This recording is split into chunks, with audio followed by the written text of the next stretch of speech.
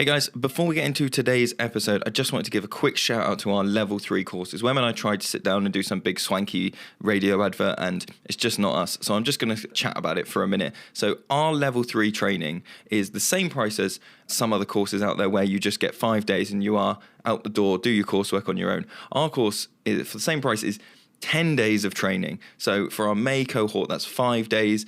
And then we have a bit of a month off to just let that settle. We come back for a weekend, maybe do a bit of camping. Then we have a bit more time off and then we come back for another weekend. With the September group, we do 5 Mondays starting in September. Then we have a bit of a break. Then we come back in the new year and do another 5. So we're really like focusing on building community as we go. We didn't really want to do that like conveyor belt thing. We could be doing, a level 3 course every school holiday, banging them out, off you go. But we don't want to do that. We do Zoom calls throughout the year. We do loads of like cohort, community building sessions and stuff to help people with what they're doing. And that means that we want to do it well rather than doing lots of it. So we're trying to help people do that. And we're also really big on this community aspect. And we found that people not only find the course easier to do in terms of workload, but also easier to do emotionally when they do it with somebody they already know. So to try and encourage that, we're doing a train together kind of offer. So if you and someone else sign up to do the course with us together, we'll give you some money off your course because we found that the success rate is much higher. People are much happier while they're doing the course, and it makes our life easier as tutors because, happy students, motivated students, we're all kind of getting on together. So if you want to be part of a community rather than just being put through a conveyor belt, then have a look at our website. It goes to myforestschooltraining.co.uk. That'll take you to the Children of Forest website, and you can go from there, get your application in, and join our communities. So on with the podcast. I'm Wem. And I'm Lewis. This is the Forest School Podcast. Let's go! Commence the waffle. Hello, waffle merchants. No, are we the waffle merchants? We're waffle merchants. We're waffle mongers. We're selling it. So what are the listeners then? We're not selling it. We're encouraging it. We are waffle mongers. Waffle donors. Hey. Sounds. So what are the listeners then? The waffle eaters? That's it. Every fan group needs a name. Hello, waffle eaters. Good evening. Good morning. You didn't know when you clicked on this podcast you were about to be labelled as a waffle eater, but you are. And aren't you glad you picked this podcast to listen to? And a lovely waffle eater you are too. Thanks. No, it's gone weird now. It's waffles. Hey, it's been a great week, man. Because do you know why it's been a great week? Tell me why it's been a great week. Because the holidays are nearly over. School holidays are nearly over, and we went back to the woods for the first time in a while. It was the first time in a while for me, anyway. And we met with our lovely podcast guest, who we're going to introduce in a minute. And the trees weren't dead. That was great. And bingy bongy, shiny little email in the inbox, our first person booking onto our May level 3 Forest School Leaders course. Oh yeah. So exciting and so lovely and nice. So we do one in May and we're doing another one, but that's kind of like a private one for the school that's booked us. But listeners, if you haven't done your level 3 yet and you want to, come and do it with us. We would love to see you. Yeah. And the good thing, if someone you know is thinking about it, or you think, oh, do you know what, they'd make a great forest school leader. The good thing about doing it with us now, apart from the fact that it's just is that you can pay in instalments.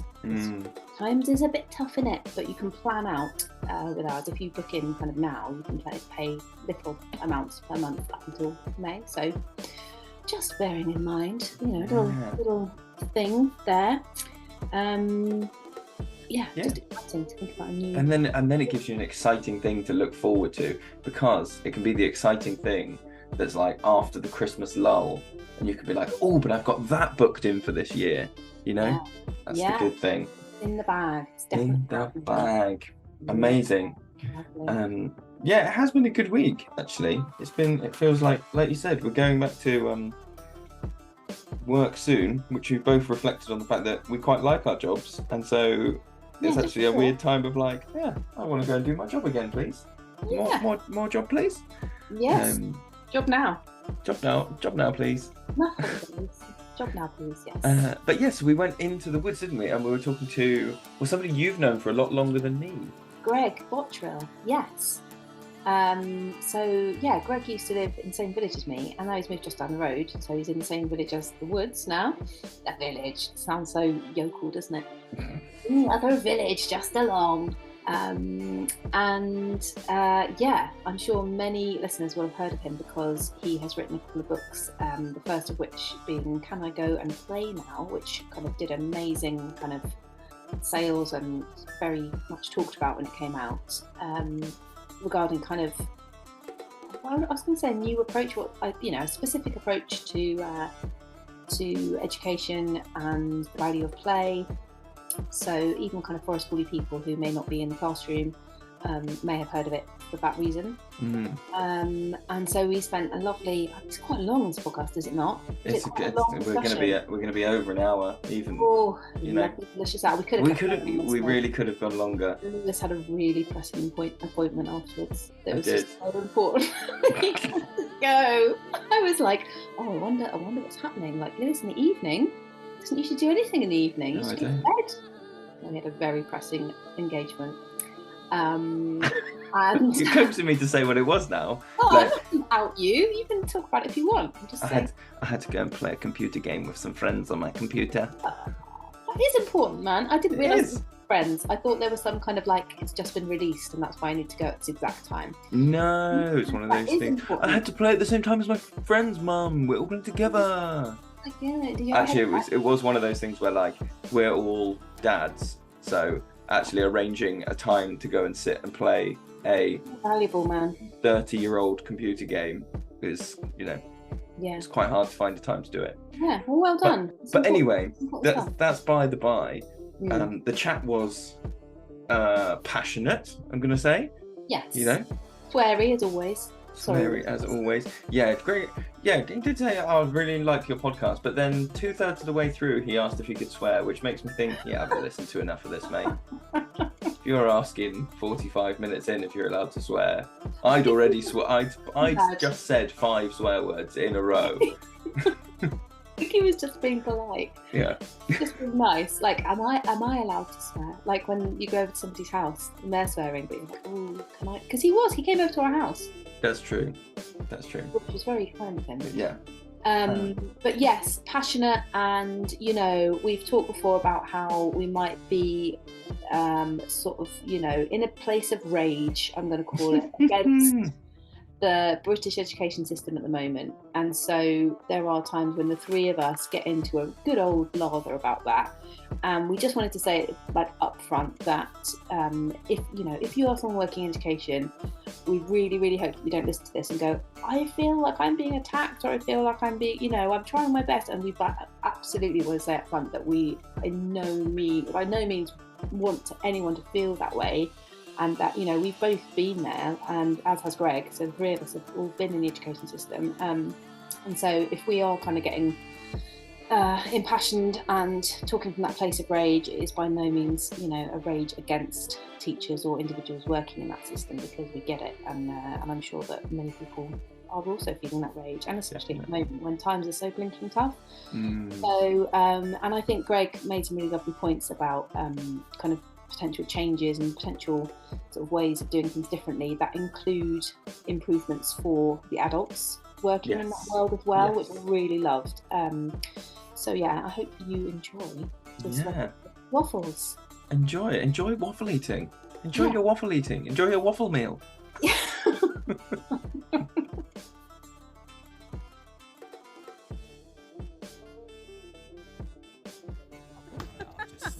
I'll jam it. Through, and if I don't write them down, I go, we both talk over each other and basically just go, oh man, I love listening to your stuff, like say. So you've got a really lovely way of, I don't know, fighting. No, we don't fight. No, but what's quite good is that so often when you have like that partnership, sometimes it can be a bit cloying and it's like both people agreeing with each other, but actually it's quite good to go, you ask questions of one another. It's good. I really like it. I like the dynamic of it. If that's okay Thanks, to say. man. No, but I do. Always. I do. Always. I need to. Have you got Instagram for it all? Yeah. I need to get onto that because that's where a lot of my kind of engagement is. Mine too. I've learned more over. I know it sounds really weird, but I've learned more from Instagram than anywhere else probably in the last 5 years, because people are so generous with giving their thoughts and their findings, and they kind of act like little springboards, and I find it a really manageable format in that like beautiful quilt of lovely images. I don't like the update with all the reels that are just designed to make you turn into a complete 10-second attention span. Zombie. Yeah, I know. Oh my god. Home makeover. Oh, let me see. No, that can get in the bin. But yeah, people about all kinds of things that you might be interested in, just going, here's some research I did, or here's a thing I read, or here's an idea I had, and you're like, yes, mate. Sort of follow it down a rabbit hole. It's good. Yeah, no, it's good. No, I will do. I need to do that. Cool. Have you started recording? Yeah, right? but this will all get gently faded in. This is all lovely waffle, isn't it? Lovely. I'm just going to cut the bit where Greg says it's amazing. So what do you think about I Just Love It? What do you think about each time? It's amazing. Yeah. Yeah. Listeners, we're here with Greg Botrill, and we're in the woods, and we've got a cup of tea and some biscuits, but no one's eating the biscuits, but I might have to start in a minute. And I'm sure a lot of listeners will know Greg, because Greg has written some books and been prolific on social media if you're kind of in that kind of especially early years world. And he also happens to live down the road. He's local people. He's a local man. Are you local? Local play people on the doorstep. Exactly. Yes. So yeah, we've been meaning to have you on for ages, but you're a busy person. Well, as are you travelling guys. You're You're busy having fun in the woods and stuff, and sometimes that's the best place to have fun, isn't it, in the woods? Yeah. So yeah, no, thank you for inviting me on. It's it's always a privilege to. Well, it's a privilege to talk with people that get it and are of a similar spirit, I guess, and advocate for. Well, you haven't talked to us yet, so Yeah. just maybe hold back. He's talked to us in the past, just not recorded. Yeah. So I kind of wanted to just, I guess, in case anyone who's listening hasn't read your stuff or heard about you, can you kind of like describe a little bit about your approach and the journey maybe as an educator that led you to the approach that you sort of have now? Can you fill us in a little bit about your journey? Yeah. So I guess it's quite a personal one. When I was very little, my granzie, my gran, she used to be a teacher, and way back, and she was very much about collecting treasures, poetry, the outdoors, and I spent a lot of time with her in particular, and I think it just kind of rubbed off on me, and over time I drifted for quite a bit, like career-wise and stuff, but eventually ended up going into primary education, and I think I sort of brought a lot of that with me. It was kind of, I knew, again, so when my daughter Lauren, who's now 20, when she was born, I spent a lot of time with her, just me and her going out and about in the countryside or in the parks, and she taught me a lot. I was really open to kind of just her play.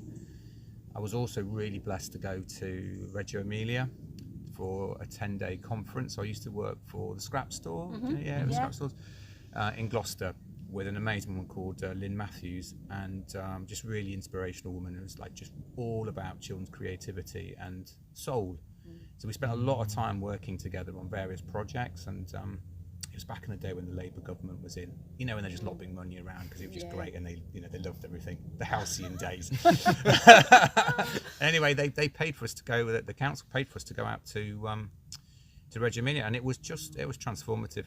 It was transformative because you just saw that there was a different way of being around children in a more school nursery environment, that not everything had to be under the control of adults. It was more celebratory, more I don't know, companionship, and that's what I wanted. I knew when I went into school and into my career as a teacher, I knew that was right.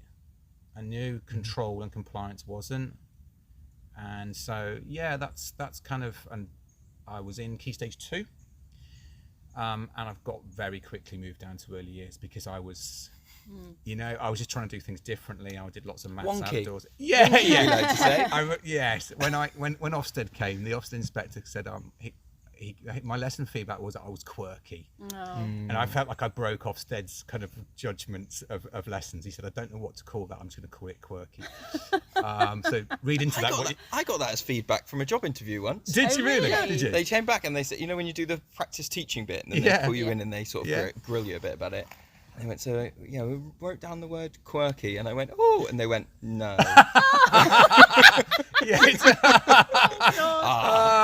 And it was like a split second. You don't want me. I don't really want you. Should we just go now? No, we've got to sit here for 20 minutes and do this thing. It's a word that can go one of two ways, can't it? And you're actually, mine could have been the same. Maybe you just went, it's quirky. It's absolutely terrible. But I didn't take it like that anyway. So so then I went down into early years, and I just got the chance to lead. We were in a foundation unit, and I got the opportunity to lead it. And I said to myself, right, we're going to play.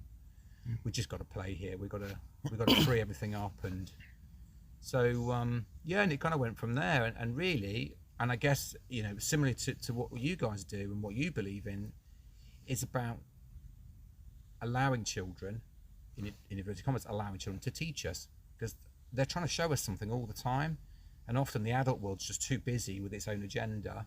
And I realised that if I just stepped back and began to honour what they were doing, they would see me more as a playful person, and they would want me in their play as a co-player, which kind of then led into the book about co-play, and that sort of that pedagogy of saying, as an adult, I can go into play, but also I can not go into play, and I can be invited into play, and I can not be invited into play, and it's okay. So it's got that kind of it's almost like the children honour me and I honour them, and like on your really lovely benches that we were talking about before, where I can't read it now. So I got to stand up in to the read circle. it. We are all equal. That's the There one. is no one in front and no one behind. That's it. No one is in front of you, no one is behind. The circle is sacred because it's designed to create unity. Yeah, so it's exactly that. And I felt in the classroom that's what it should be. And it was kind of almost saying, I've got wisdom and I've got joy. I've got the joy of story that you as a child don't necessarily know. You'll know it through some of your experience, but I've got a rich canon of stories that I can share with you. And I've also got a magic to me. But so have you, and I'm here to hear your magic, and you're here to hear mine. And it's like I don't know. I guess it was kind of like cross-pollination. That's how I see it, and it was just really powerful. It was really powerful, both spiritually powerful with a small s, but also the one thing that schools want is outcomes. And actually, the outcomes just went. That's the sound of them going up, by the way, for the people. I did like a gesture of going up. It could have been going. It's like that would have been. It's pitch, it's tonal. We got it. Fell into the bin. That doesn't matter. Yes. Yeah. And so we began. I guess part of it was, which is what I'm passionate now. It's about telling the story. What story are we telling about children? Because they can't tell it. They can show us their story, and in inverted commas, they write the story, but we've got to tell it. And what story are we telling? So mine was about, again, valuing your inventions and creativity and your dreams and your nonsensicality, because children want nonsense, don't they? Yeah. And it's ultimately your magic, which is kind of that. And it was just, I don't know, it became almost like just every day was an adventure. And who doesn't want an adventure? That's how it kind of felt. And similarly to just looking around here, this is a home of adventure, isn't it? You have adventures every day. Yes, it's very messy. But it's a messy adventure, but it is an adventure, isn't it? You're setting up the day. Yeah. When you walk in, the children know there's adventure waiting for them. And my thing was, well, I didn't have that, and I did have woodland, but I also, under the state system, had to have children inside at some point. But actually, that can still be an adventure. And that's kind of what drives me now in my work, to try and go and support schools and nurseries to show them that adventure is possible, and not only possible, but it has to happen. Yeah. Because play is a birthright.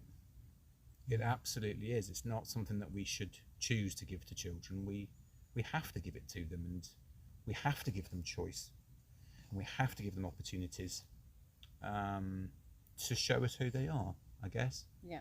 So yeah, that's kind of like the story, if you like, that's kind of led to it. And it's as I say, it's a really personal one, because it's kind of sort of drip fed through, right from my gran all the way through to my own daughter. And then it's kind of I think lots of people can relate to that story though, even though it's really personal. And I just I love the way that you use that word companionship, because I think that the way and the things you sort of described there about valuing the adults as well as the children, and it being a companionship. And I think that that's a thing that we've come to, I don't know, for me, I feel like I've come to that quite recently, in terms of kind of coming from a traditional teaching state school thing, of going, but what, like, always interrogating, like, why are we here? What is the point? What, we're here together with the children. Why? Like, what is the point of it?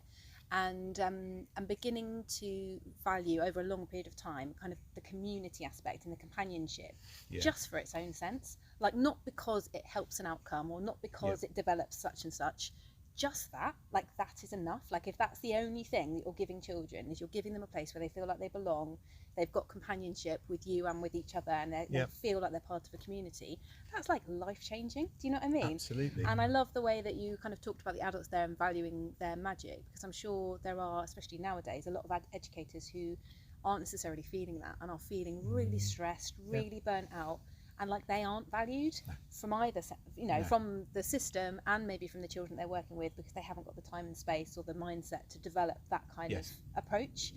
And that you can feel very lonely and feel like you're kind of scrabbling to get outcomes really and to keep on top of your workload.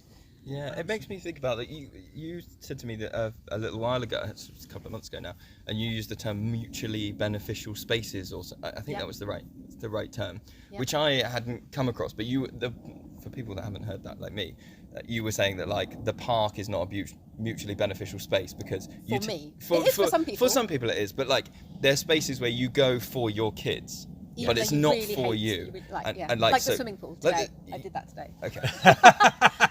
And I even said to my kids, when they were like having a difficult morning and refusing to a lot of things, I was like, I just need to be honest with you. Going swimming today is literally the bottom of my list, but I'm doing it because I know it will make you really happy. Therefore, would you mind possibly coming with me to take the dog for a walk? I know you don't want to do that, but blah blah blah. Anyway, continue. So you were saying then about finding those spaces where you do things, and that's I think that companionship thing is where you're doing things alongside each other, with each other. Yes. And like, so a park can be one, but quite often the parents are relegated to a bench, and there's not really, unless you're like me and you go on the monkey bars and you push people too high and all this stuff. But like, classrooms are, if I think about it, like the peak of non-mutually beneficial space in terms of like adult to child. All of that is set up for the children to have stuff to do, for the learners to have stuff to do, and the only thing that the adult has the opportunity to do in that space is either like something that's like devalues the companionship bit, like sitting and doing marking, or sitting and doing something that completely removes you from the environment. And if you don't want to do that, because I don't think anybody would, in primary you wouldn't sit and mark while the children were there. It's just not a thing. So the only option left to you is to meddle.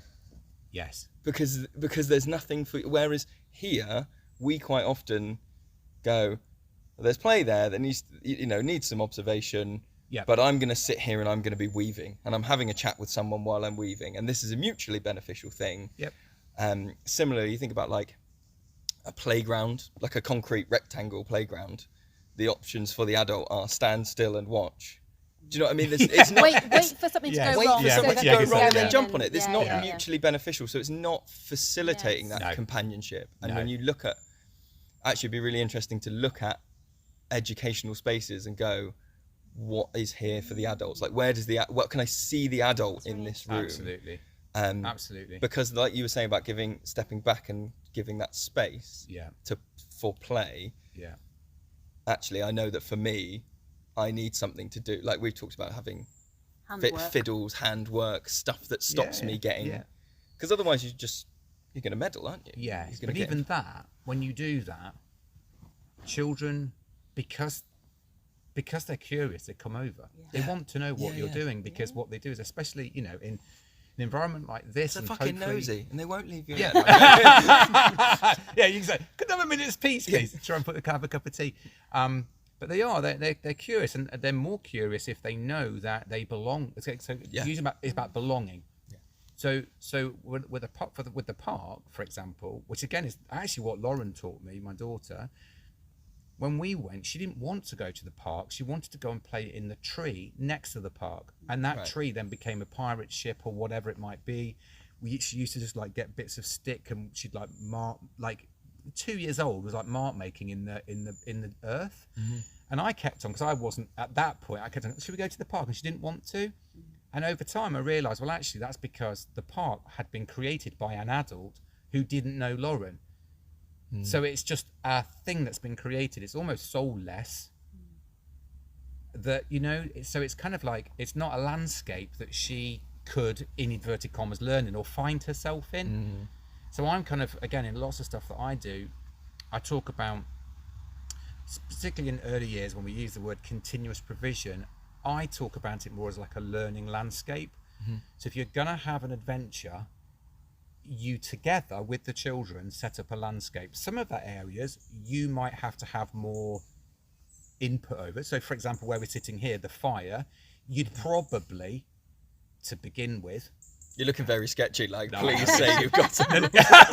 no, because I know, but like the first time you do it, you know, you're going to be a little bit more or more. You meet people where they are. Yeah. That's Absolutely. the thing, isn't it? And you go, you've never been near a fire, so we'll meet you here. That's it. And all the time, the learning landscape, everything that you make available, or you know that children will be interested in, or you offer for children to discover, all the time it's about building their confidence. And that's where it goes back to kind of almost like coming away from some of the language that is used in schools. So that's why I talk about companionship more than teaching. Because if you're teaching, there's a power that suggests a power already. And it also, we never really hear the fact that children are teachers, but they absolutely are. And they really are to one another. Yeah. You know, it's like you must have had children maybe that, you know, maybe their language isn't very confident, their speech sounds, and maybe they're talking that, you know, they come up and they ask you something and you've got no idea what they've said, and the child next to them will go, yeah, they want their coat on. And you're like, what? How? In your mind you think, well, how did you get that from that? But it's because they're in tune. Yeah. I'm convinced of it. They're like in solidarity. I do think children hold a great deal of love for one another. They want to help one another.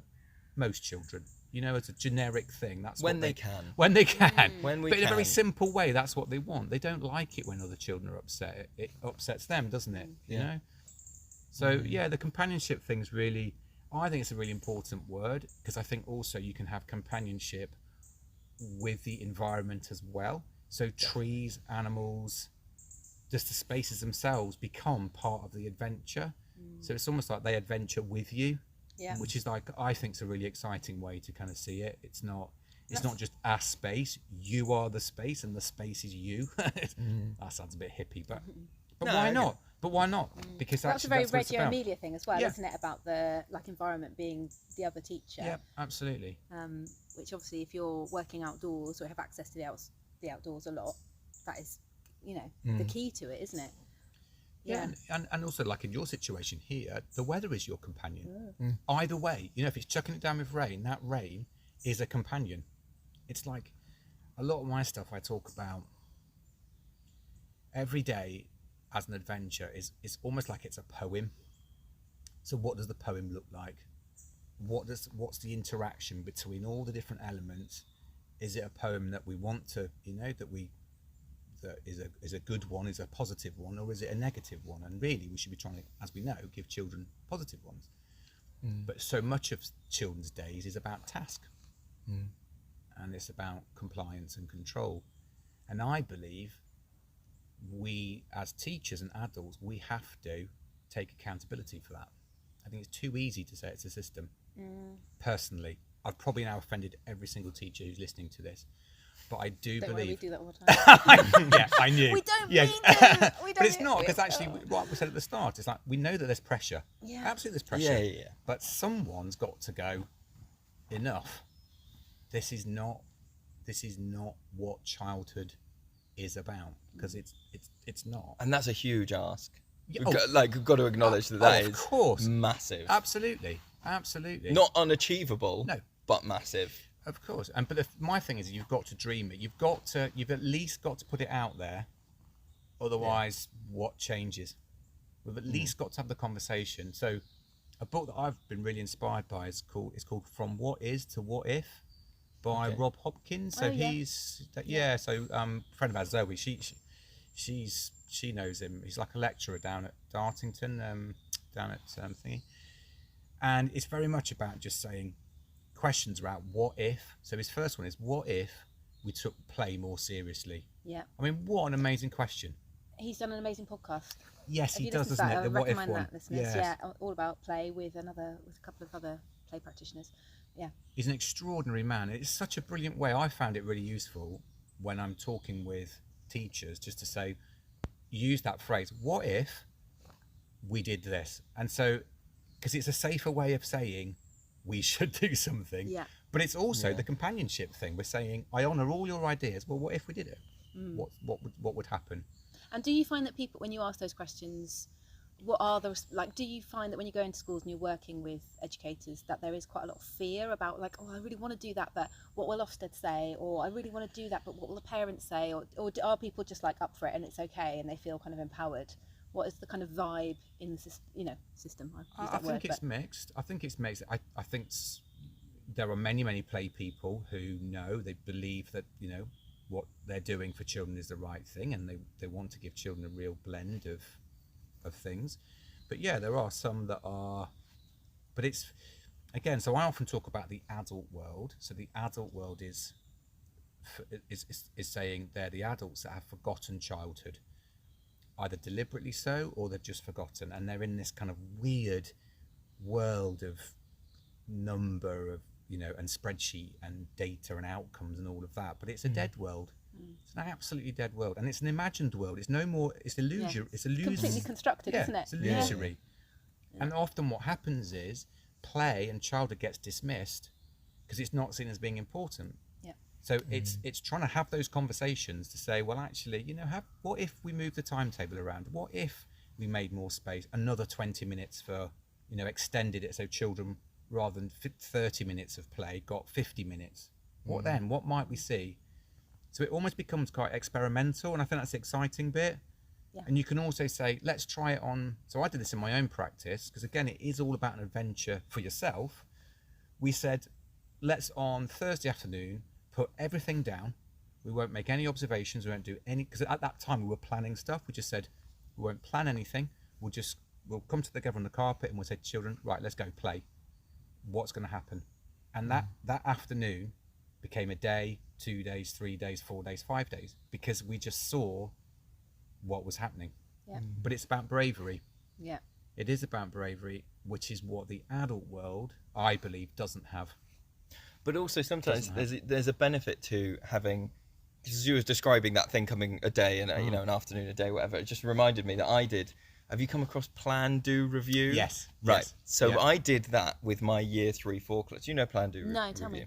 So it is what it says on the tin. It's an early years practice, and it's literally getting children to, in whatever way, plan what are you going to do, go do it, and then review it. It's basically a bit of forest school in a classroom with that review bit. What about, does that mean there's very little spontaneity though, because they're going, okay, I'm going to make a thing out of clay and it's going to be like this and I have to do a sketch of it first before I do it? So, can they not just let them do it? That is one of the sticking points to it, is like I found, once you wrote it down, as we know, once you write down a plan, some people get really anxious about that, or they feel like they can't change the plan, or it all goes off. But so you have to work with, I guess that's part of how do you look at the review bit, and rather than it reviewing, was your plan good enough, it was like reviewing, was it fun, how did you get on, all that stuff. So you're changing the conversation from you're a bad plan, and also working from, we're going to plan 5 minutes, you're going to plan what you're going to do in the next 10-minute block, then we're going to give you 10 minutes, then we're going to chat it through, and building up that muscle. And so it was, what are they in 3 and 4, 7 and 8, and 9, and they just got on, absolutely got on with it. And it was that thing about suddenly having autonomy.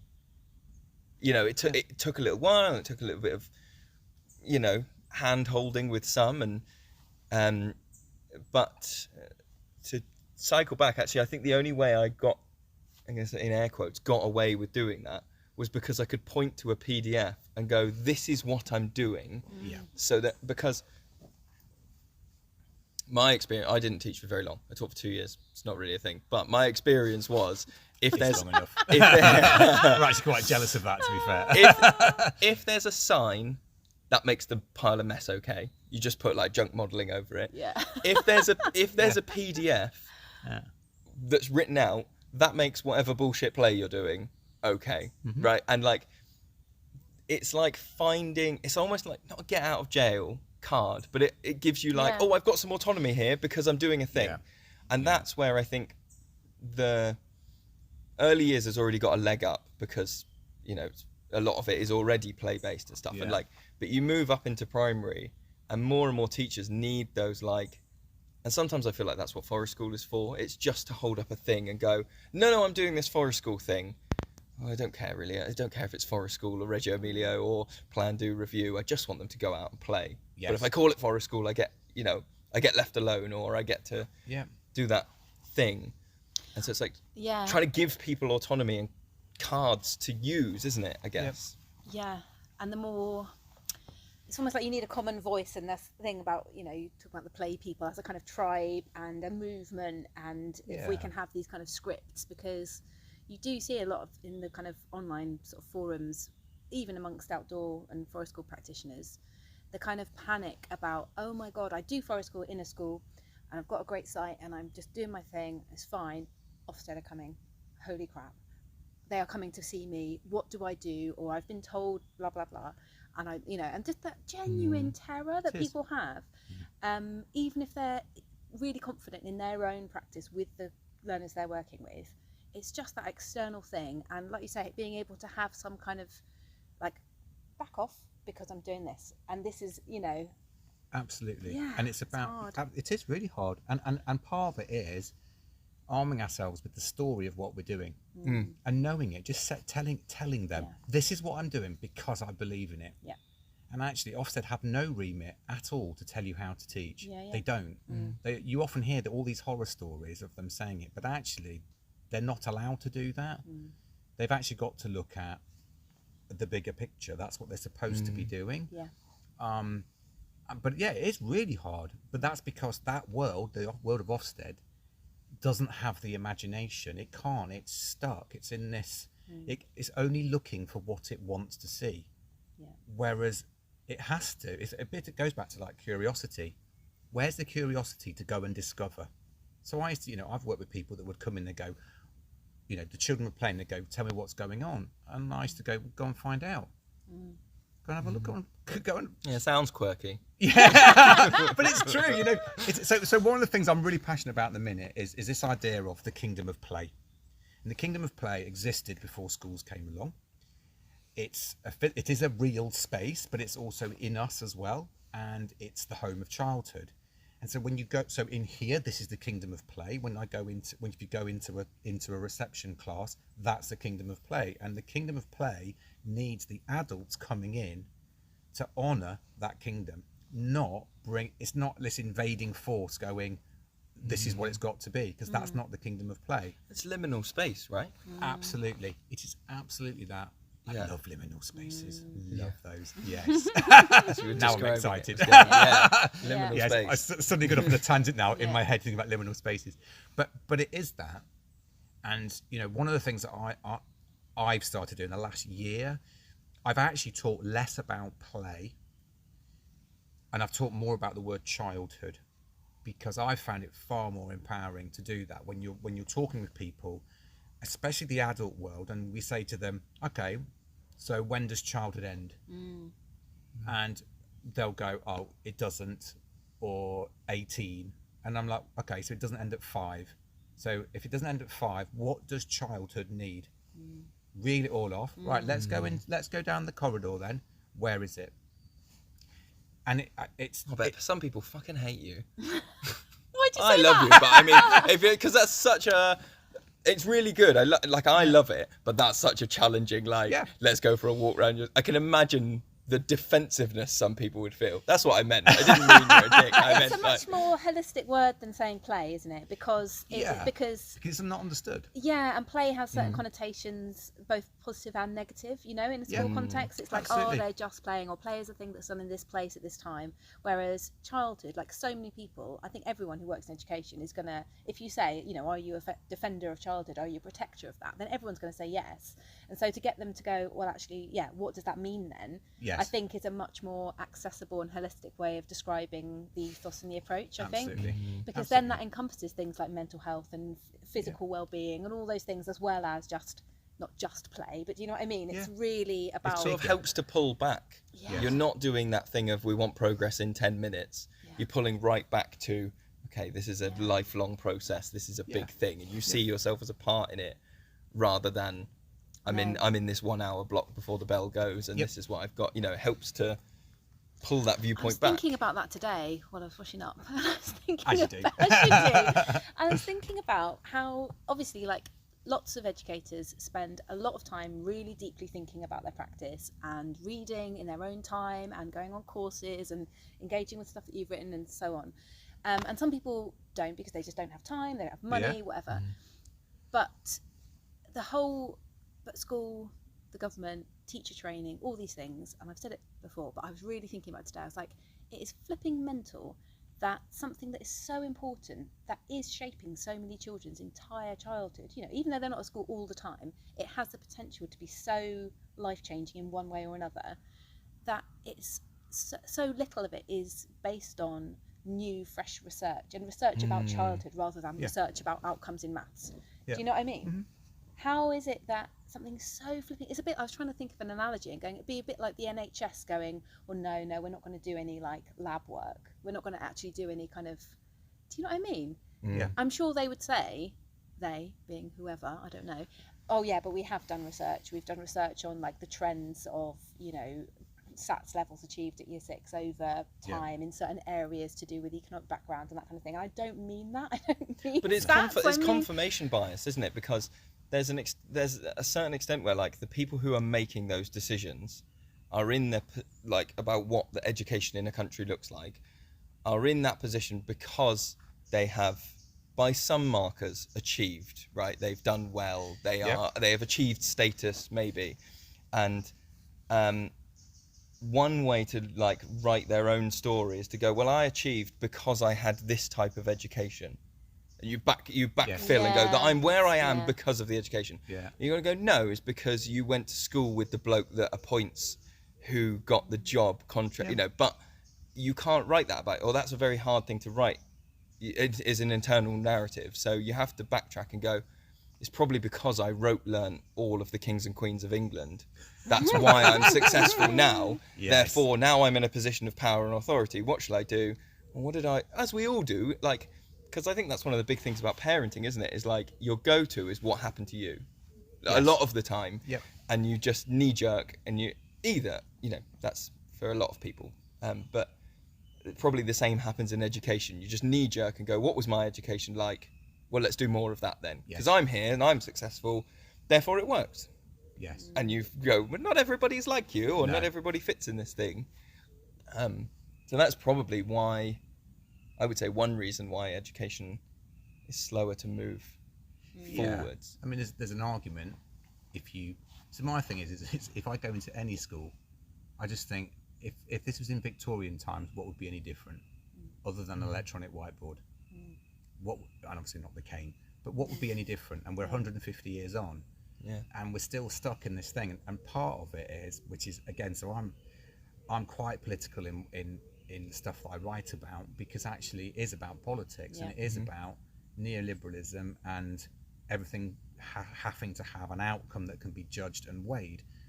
But that route just leads children down the robotic test route. There's no space for the soul or creativity or what have you. It's not valued. And actually that's what we have to value. In the same way that what I found is, we're talking around the word childhood, what it also does is it empowers the teachers, because if we say childhood never ends, well, there's the teacher stood in the room and their childhood hasn't ended. So actually play, the practice of play is critical to them. It's not just for the children, it's for them as well. So it kind of can create a narrative. It's one of the things that I created something called the Magic Mirror, which is like 10 things. It's like a checklist that you go through and you say in any kind of phase of the day or phase of a week or a month or however often you want to use it, you kind of tick whether you've given the children those experiences. So one might be, say, they all begin with C, but like creativity, like proper creativity. So how have I enabled children to be creative? Not craptivities. Yes. Yeah, because I like creativity. That's number 2. Have I done craptivities? Have I done colouring? Actually, I need to do an alternative one, don't I? And but so on there's like collaboration. So when I was in year 4, my red group had been in red group. The bottom group had been in red group for 5 years. They're not collaborate. They had no collaboration. They were just stuck. And if you're in red group, you're in red group. The children aren't stupid, are they? They know. So the idea is you have this list and you just tick through and you go, okay, out of 10, what is the magic mirror telling me that I've done with childhood? If I only score 2 out of 10, I've eroded childhood. That's what I've done because I've not given it what it needs. On that list is one of them is about progress, and we mustn't shy away from that because we want children. You want your children to make progress, but you do it because it's a gift, not because oh my goodness I've got to. It's because actually learning, mathematics, mark making, reading, all of that stuff is alchemy. At whatever simple level you're doing it at, you can make a mark and someone else can interpret it and know what you're on about. I mean, that's just, isn't it? That's extraordinary. Yeah. And if you've scored, say, 8 out of 10, the magic mirror is going, yep, keep doing it, because you're adding to childhood. And there are schools that are beginning to explore it at the minute. And there's even one school up in Scotland, and they've actually told the children, and they've said they've put it in the room and said, review the teaching. And said, this is what you deserve every day. And you tell me if I've given it to you. Man, Scotland are on it, aren't they? Scotland, but that's because education's devolved, isn't it? Yeah. It's not an England. And they're fighting for increased school age and all that Absolutely, stuff. Absolutely, really, really exciting. And loads of if you're looking for play resources, if you're kind of new to that kind of world, most of the resources you'll find are either from Scotland or Wales. Yeah, It's amazing. Yeah, it is absolutely. Here, if I want a really meaningful newsletter about developments in play, it's Play Wales. That's what I read. Something in England. It's so sad. But that's where the play people in England, we've got to continue to be vocal and advocating. We mustn't be, we mustn't be silent. We've got to keep pushing back, because if we don't, no one's going to. Yeah. They're not. And so to us, it's like, it's often when I talk with kindergartens and nurseries, it's like, you've got to tell the parents that play is not a choice. It's not what children do, it's who they are. So when you go into school, when your children go to school, demand play. Don't let them fob you off. And that's not anti-school, that's pro-childhood. Yeah. And if we don't do that, nothing will change.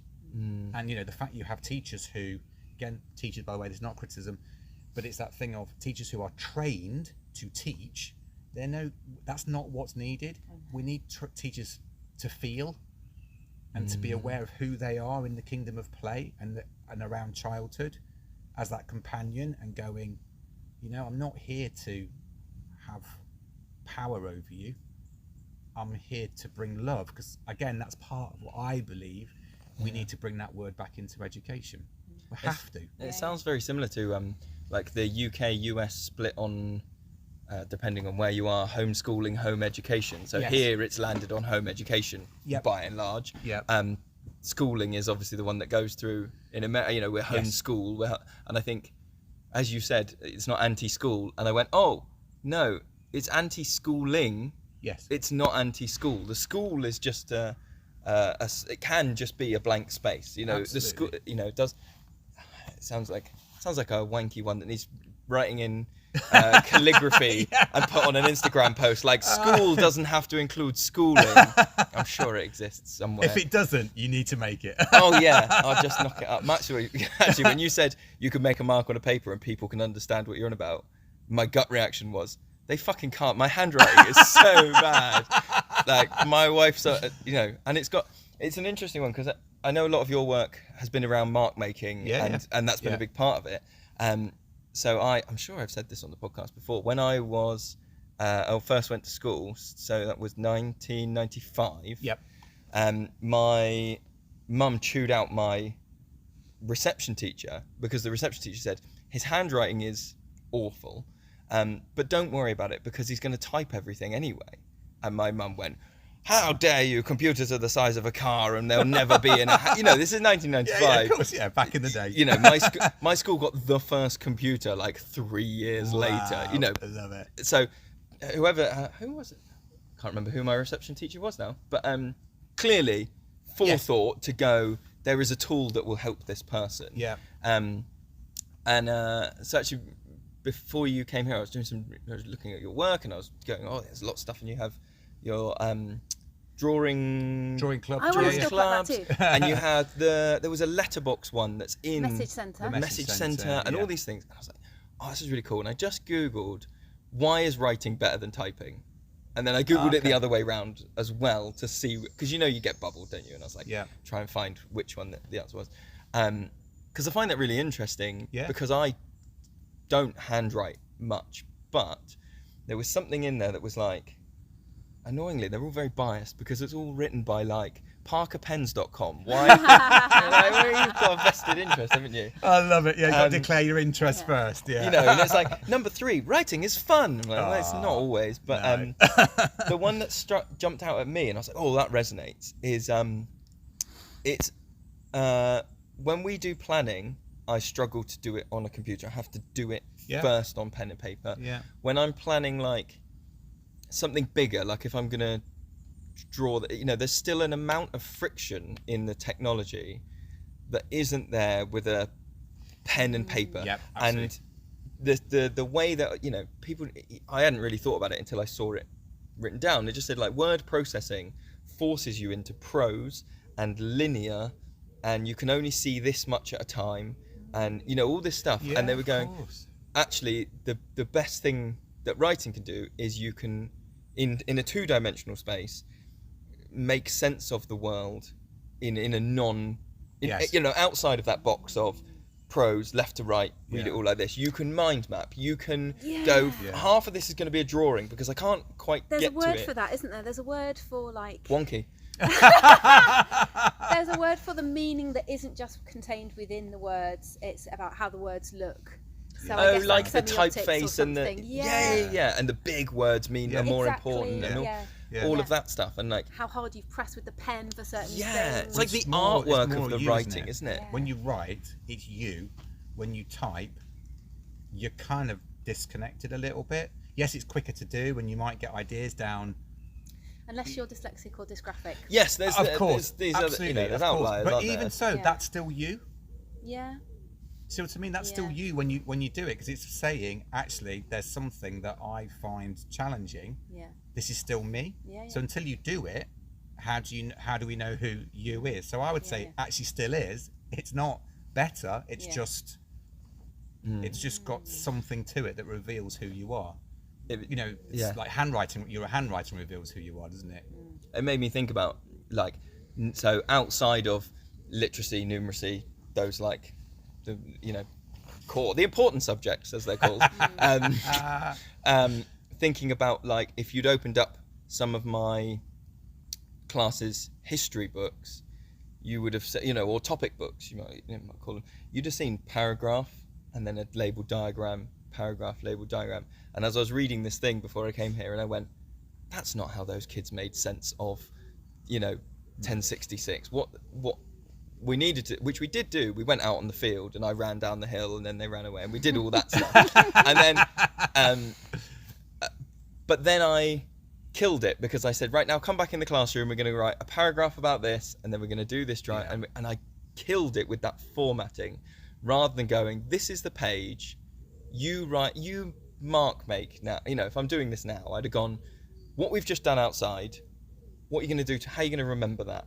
And what does that look like to you? Do you want to write it in prose? Do you want to draw a picture? Do you want to draw squiggly mind map lines or like arrows or stick people or, it's just, and I wondered if that's featured in your work, that like liberating Yeah, it's kind of. I mean, again, it's actually in my second book, School and the Magic of Children, and my one that comes out in November, Love Letters to Play. Half of that is actually handwritten. So it's like the first bit's typed, and the remainder is all just handwritten stuff, like my notes. So like there are like little pictures, like little diagrams and little blocks, because that's how I feel. I think that, I don't know, I'm just make connections in between words. The difficulty, I think, in school, and by the way, just going back 1 minute, there are many creative, amazing teachers. I'm just going to say that before I get ostracized. Caveat at the top. Yeah, they really are, and we know how difficult it is. But part of that is again, I'm with you on that in terms of giving the children that opportunity to do it, but there's no time. Yeah, this is and it's the time thing. And actually, what in that thing, and I noticed it in my own practice. Like we'd go to the beach, and I remember one day we went to Exeter on the coach, and when this little boy turned to me and went, "Are we gonna have to write about this when we get back?" And it was like he knew. Had that question he absolutely knew. So that day, he just saw through me. I was not being authentic. It was not about having a celebratory. It was about we're going here when we come back to write about it. So I was disingenuous, I wasn't being genuine with the children. And it's that thing of, but when they came back, it's like, right, there's your frame that you're going to write in, and we're going to do this, and here's this. And that's because within the school system, everything's got to show some kind of progress within a lesson, which is utter bonkers. It's a nonsense. That's not how childhood works. Childhood needs to be messy, and it needs to be expansive and trial and error and all those things. It's not linear. This is the big thing, isn't it? It's not. None of it's linear, and everybody knows it, but no one will admit to doing it. It's a bit like the X-ray of the hands that show how unformed the hands are, like the joints. I think it's like a 4-year-old or a 5-year-old, and a 7-year-old, or and so it compares a 4. I think it's a 4-year-old's hand, isn't it, and a 7-year-old's hand, and it basically says this hand is not strong enough or connected enough to hold a pen, confidently. Right, okay. A 7-year-old's is. And it's like a classic X-ray. And then you often hear, like the adult world talks about, we want evidence-informed practice. It's like, well, the evidence is right in front of you. There's an X-ray, and it's showing you what bit of being an idiot don't you understand? Because that's what it is. It's like, it's right there. That's the evidence. We're doing it too early. Yeah. We're too early. And that's, I think, what I feel the greatest pity for teachers is that it's this more earlier. And actually, as play people, we know that that's not what childhood is about. Because it's all we're doing really is getting children to do stuff. It just becomes increasingly more and more of a task, which again is why the play people have got to be in schools advocating. And again, like this, it's like your role with parents is like, it's not just the children, is it? It's families. You're sending a really strong message about what life is, because it's not just school. It's not about school. It's life. It's the days. What those subtle messages that children get all the time. It's It makes me think. It's kind of.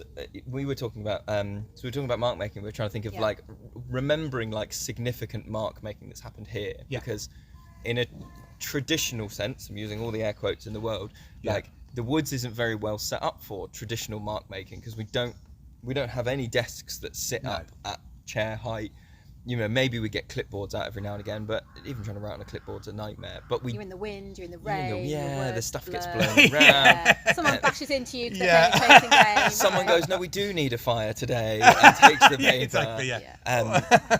But actually, and you were saying about that feeling that like disingenuous and being like, you're like tainting experiences because I don't want to say it in too strong of a way, but it's like the looming threat of writing, which that's a very strong way of framing it. But and I was we were thinking about times where we've like, because if it happens here, it happens spontaneously. We very rarely we probably prompt more other things, like we might prompt a running around game if it's cold, because we're going, you can see you need some movement. We can prompt this. We might prompt, so we do a lot of you do whoosh stories, which is and we do storytelling, lots of group storytelling, and lots of literacy through words that are spoken. And I think one of the things about our practice, a lot of forest school practitioners will be in a similar boat, is that you're working with a mixed age group of children, which actually is an amazing gift when it comes to when you're thinking about literacy, for example, because age doesn't have, it's not like, well, you're 9, therefore you can definitely write, and your writing is legible, and you can spell enough words for somebody else to make sense of it. You really don't know where people are, and in a way that's kind of quite freeing for children when you're saying you can do it if you want, but actually there's no comparison, there's no judgment. This person over here is sort of drawing pictures or like sounding out things phonetically, but it's, you know, and so is this person, and they're actually 3 years apart, and that's completely fine, and no one is worried about that. But a lot of the time we notice it's kind of as a reaction, we kind of view a lot of our offerings as springboards. So there was a time I got this amazing photograph of, at the table over there were 4 boys, all like furiously mark making, like in their own way. Some people were writing, and some people were going, how do you spell this? Because I really need to know, how do you write Queen? Because this is an invitation to the Queen, and she must come, like she must be able to understand the invitation, she's going to come to the banquet, like and I just got this photo, and they were at it for ages, and that was after we'd kind of started the day with like, here's a map, and it's got some writing, and it's got some pictures, but it's all ripped up, and we're going to put it back together, and we're going to blah blah blah. And then that kind of takes them down a route of like, oh, I could do that, I could make a map, but you don't have to, you just can, and it's that kind of playful invitation. And I was thinking about there probably being quite a few sort of forest school and outdoor practitioners who might be listening to this, who've got maybe literacy at the front of their mind, and kind of going, oh, I feel like I'm under pressure to show progress in literacy, even though I'm working outside, or even though I'm primarily play-based. You know, I'm noticing this kind of emergent literacy, and I wondered if you had any, like, what's your kind of approach to that in terms of doing it in this playful way? Well, I would say, so again, I talk almost climbing a tree is writing, because what you're doing is it's a bodily thing. It's a physical. When you write, it's a physical act. So what you're doing is in inverted commas. We're doing lots of inverted commas. We're preparing the body for mark making. So running around, you know, it's a bit like, you know, in early years, lots of people get a little bit raggedy about cats and dogs play, but you know, crawling around. But actually, they need to do it, because actually, it's all that muscle and strength, etc. It's just the fact that the adult world doesn't like it, because it doesn't understand it, because it will only see pencil and paper and a book. That's all it values. It can't value, it has no, again, it goes back to this whole failure of imagination to see that mark making can be liberated. So my thing is about, it is all that physicality, but also children, you know, let's take the example here. We're sat inside a storybook here, aren't we? That's how it felt. The moment I come in, it's like there's a story. This is a story that's been told every day. And that's what it's about, making memories for children. Because how can you write something if you've got nothing of any, you know, it's like going to the beach and then it just being literally killed the next day. Because the children, even though they had a great time, they knew what was coming. And they don't want to write about it. That's not what they want to write about. Because we don't do it, you know, we don't go, oh, I went to the supermarket, when I come back, let's write a report. Nobody cares. I don't care, you don't care, nobody cares.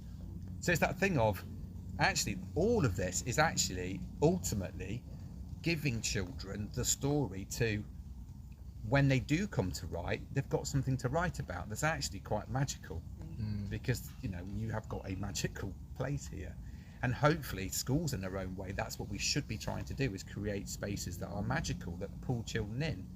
The difficulty is that the adult world can't wait. It can't wait. And my thing is that mark making and mathematics, that academic learning, there's another inverted comma, it's like treasure, and it's glowing, waiting for us to stumble across it. Like, we will find it in our own time.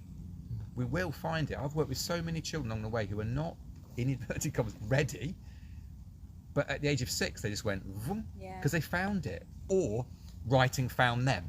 Either way, the treasure was discovered. Yet what we have, and this is something that I'm really mulling over at the minute, is about the EYFS, where it's got good level of development, where there's just this yardstick, and we're 5. Well, and it's got the word good in it. So the moment you don't get that, the inference is you're not good enough. The language is so I don't know. It's just I've really begun to try and unpick that. It sounds like there's a lack of like trust or faith. Faith. Isn't that what you're... It's absolutely about faith. You know, that faith that it will come. Yeah. That faith that... And that's echoed, you know, I think I would imagine that a lot of teachers feel not just that there's a lack of faith in the children, but that there's by extension, there's a lack of faith in their ability to... Yes. You know... It's your fault. It's your fault. It's like, it just reminds me of a job interview I had, and amazingly, I got the job. Shows you how desperate they must have been. Amazingly, I got the job. I got the job, which they must have been bloody desperate. There must have been no other applicants, because one of the, did the lesson, great, lovely bit of teacher enrolled drama. I fucking smashed it. It's my go-to. You did that here? Is it the job here? No. No.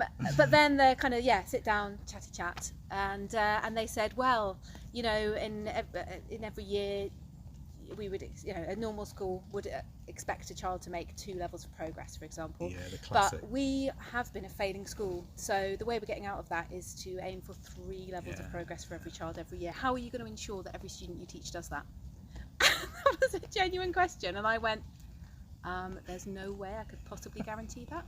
Learning is not linear. Yeah. I would not give myself the credit for pushing knowledge into children's heads, which means that they come out 3 levels of progress better.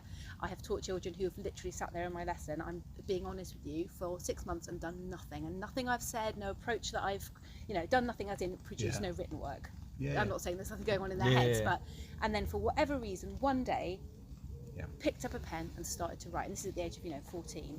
And I genuinely don't know, I said this in the interview, I don't know if that was anything that I did. It could be something that's going on at home, it could be a book that they read, it could be an experience that they had, it could be that they had enough food, it could be, they're children, it's not just me pushing stuff into them to then get an outcome. And I said all this in this quite animated way in this interview, and he probably wrote quirky on the paper. And then I got the job, but I was just like, I think you probably shouldn't have given me the job, because I've kind of told you what kind of teacher I'm going to be, and it's not really going to work, and it didn't. But yeah, it is. Well, it's mad. It's because again, it's I've been through that where it's like that. The leadership team would say something like, "Well, your children got X percentage last year, so this year you need to get this," and it's like, hang on a minute, it's not an algorithm. These are children. It's that, and it's that bit that kind of needs kind of unpicking. But it's maybe really think about it, just that word good, because it's also alarmist for parents. And that's where the pressure begins to kind of, it's the whole thing about readiness for year 1. Well, what does that even mean? What does it actually mean? What it means is readiness for a table. Well, okay.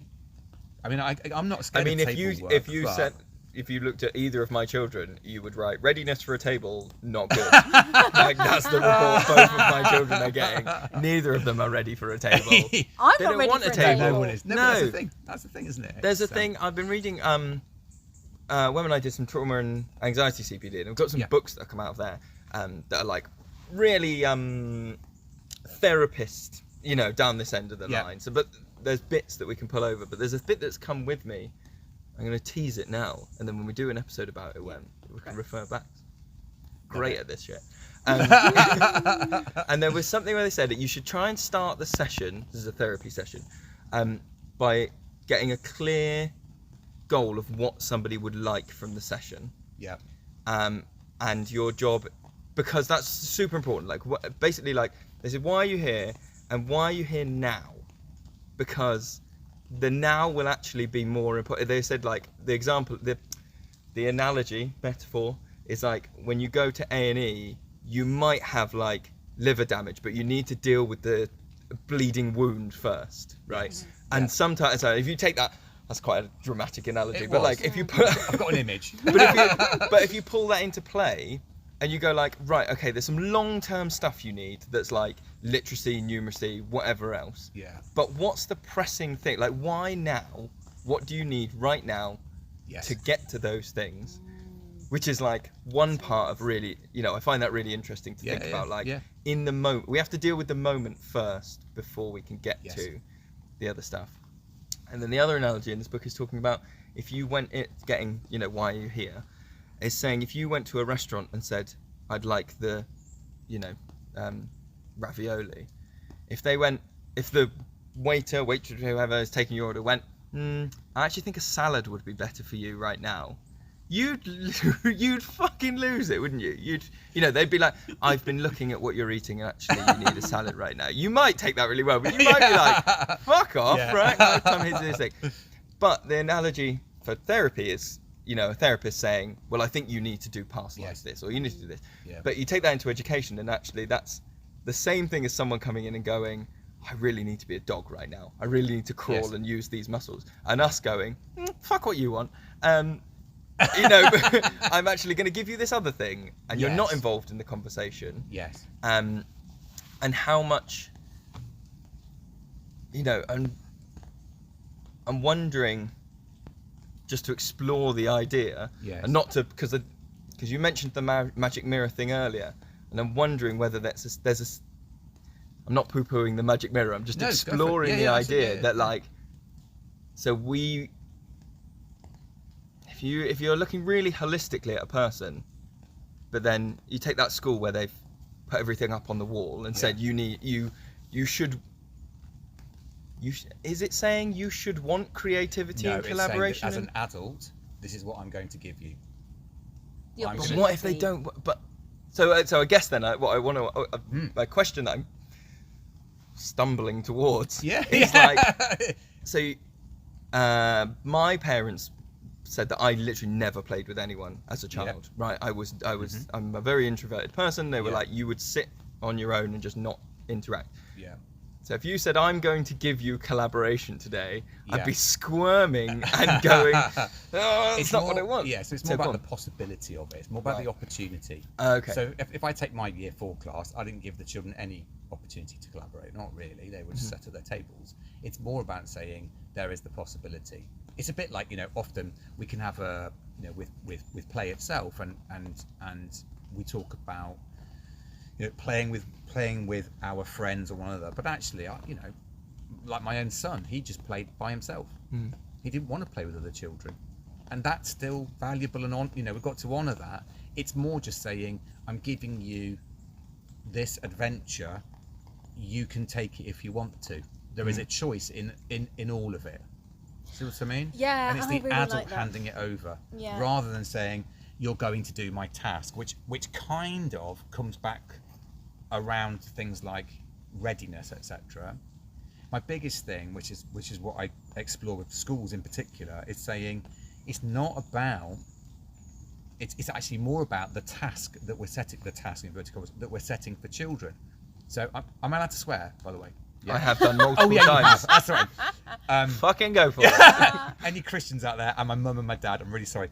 But one of the things I talk about is, do the children give a fuck about what they're doing? If they don't do it. Because if they care, they'll want to do it. So, for example, I used to have a colleague who would sometimes say to me, the children, I can't remember what year it was, 3 or 4 maybe, would say, I'm not getting very good writing out of them. And I'd say, well, what is it they're writing about? And it was like how to make a sandwich. Oh, yeah. Well, who gives a fuck? I don't care. I'm 7. I don't give a crap about making a sandwich. So the idea is, it's not that I haven't got the skills, it's just I don't give a crap. If you give me something that I can want to write about, like, if you know me as an individual child, then I'll do it, because actually I care. It's a bit like, as adults, if we all went drinking, and I said, right, all we're going to drink all night is daiquiris, you probably, unless you like daiquiris, you wouldn't want to come, because you'd go, well, where's the choice for me? And it always astounds me that adults talk about democracy and choice and free market and blah, blah, and then you look around and you go, well, where's it for the children? It's on the British Values Board. It's been posted up and it's ticked off. You see what I mean? It's like children do have these skills, or you can teach the skill of using a conjunction. But does every child have to write about the same thing? I would argue no. Actually, it's about saying, I see you. What do you want to write about? Does it all have to be? There might be times we've all got to write about. I don't know. But again, it's like, what if children were liberated? And it's that bit. And again, that's where in reception, through co-play, That's what I'm really about. It's about saying all children will write about what they want to write about, and when you give them that, then they want to do it. Yeah. Because they do. Because you've hopefully given them all the tools to form a good, in inverted commas, good. Listen to me, a stronger grip. You've shown them the joy of it, and they go, actually, that's a bit of me. I'll go with that. And the children that aren't quite confident yet, well, you just. It's a not bit of that iceberg thing, isn't it? The top of the iceberg is I've taught you a conjunction and I've given you nicely lined paper, and the bottom of the iceberg is muscle development and life experiences and all that stuff. Absolutely. It's just seeing the stuff underneath. Yeah, it is. So it's kind of, again, it's that liberation away from task. Children don't want to do tasks. Some do, because that's what they, some do. And if you know that they do, give them a task. But if you know that the majority of children would far rather write about the weekend that they had, or they, I don't know, a toy that they've got at home, or whatever sparks some dinosaurs, then what we're looking for really is the skills of the writing. It's a bit like I used to do mathematics, and I'd give the children 40 questions to do, and I remember just thinking, but surely once they've answered 5, they're telling me that they know how to do it. All we're doing is filling time. And that's often what the adult world's about. Fill time. Just fill the day with stuff. It's like in work. What they say in office work, most people only work for 2 hours out of a 6.5 hour shift. It's just holding people. So yeah. Amazing.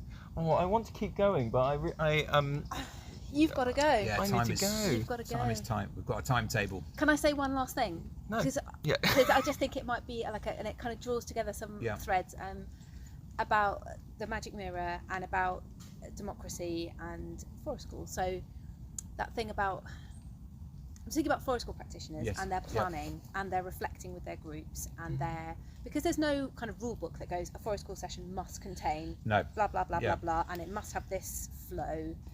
You would hope not, anyway. Maybe there are some trainers out there who go, yes, it's this.